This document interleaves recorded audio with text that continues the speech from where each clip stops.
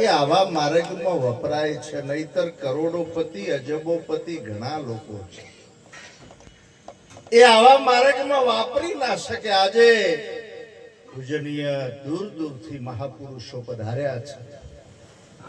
તમે જુઓ, આજે બીમાર અવસ્થા હોવા છતાં પણ ભીખારામ મહારાજ એ અહીંયા આવ્યા ને એનું કારણ ફક્ત કાંજીરામ મહારાજનો ભાવ પ્રેમ. અહીંયા મુકેશરામ મહારાજ, અમારે કીર્તનરામ મહારાજ જે સંદેશ, જે ન્યૂઝ ચાલે છે, તમે વિચાર કરો, જે ટીવીમાં સંદેશ સમાચાર, 1 મિનિટનો ટાઈમ નથી. હમણાં કદાચ ગુજરાતમાં કોઈ ઘટના બની જાય ને તો અહીંથી કવરેજ કરવું પડે. તાળીથી વધાવો જરા. અને આવા જે કઈ સંતો અહીં આવીને પણ આપણાને જયારે દર્શન આપે છે, અહીંયા આવીને સહેજ એકો રાખજો, સહેજ. આવા જે મહાપુરુષો ખરેખર આપણાનું જે સિંચન કરી રહ્યા છે, ધીરુરામ બાપુ આજે સમગ્ર જે કઈ આ વિસ્તારની અંદર જે પગે ચાલી કસોટી વેઠીને પણ જીવોનો ઉદ્ધાર કર્યો છે, આટલા વર્ષો સુધી પણ જે આપણાને સિંચન કર્યું છે, એ મહાપુરુષના તપને એકવાર તાળીથી વધાવો. હમણાં ભાઈ આગળ એક મયંકભાઈ બોલતા હતા ને, ખરેખર ભાવથી, કે બાપુ આપણી વચ્ચે નથી, પણ ધીરુરામ બાપુ જેમ મુકેશરામ મહારાજે કહ્યું એમ કોઈ જગ્યાએ જાય એવા નથી. ખરેખર કોઈ જગ્યા એમના વગર ખાલી જ નથી. એટલા માટે આ વાત એટલી બધી ગુડાર છે. જેમ કબીર સાહેબે વાત કરી કે જળ કેરી માછલી જળમાં વિયાણી, ઈંડા અધર મેલાયા, એ ઈંડામાં સીંડા નહોતા તો ચેતન પહોંચે.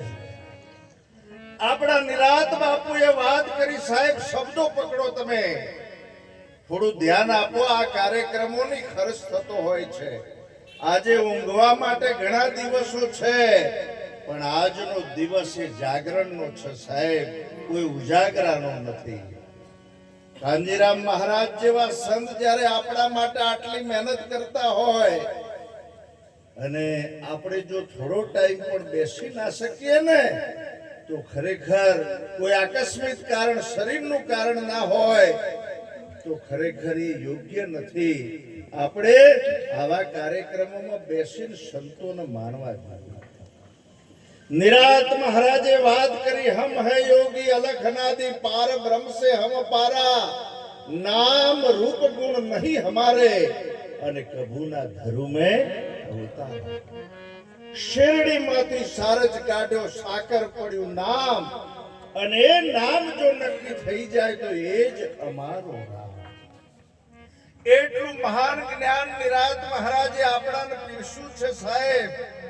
રાત્રે બોધ લે ને એટલે સવારે બોલતો થઈ જાય. બોલો કૃષ્ણ કનૈયા.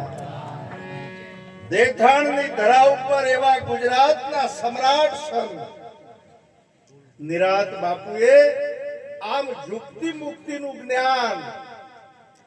ભારતના ઘણા બધા રાજ્યોમાં મારો પ્રવાસ થાય છે, મેં જોયું.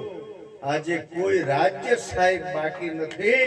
અરે એટલી વાત નહીં, બહારના દેશ સુધી પણ આવું સદગુરુનું જ્ઞાન પહોંચ્યું છે સાહેબ. આજે એ લોકોને વિદેશમાં 1 મિનિટનો ટાઈમ નહીં, છતાં પણ અઠવાડિયે 1 દિવસ હાર્મોનિયમ પર બેસી અને પોતે ભજન કરે છે. એ આપણા સદગુરુના જ્ઞાનનો પ્રતાપ છે. એટલે નિરાત બાપુ 1-2 ચરણમાં ભજનમાં બોલ્યા છે, મને સદગુરુ મળ્યા પુરા રે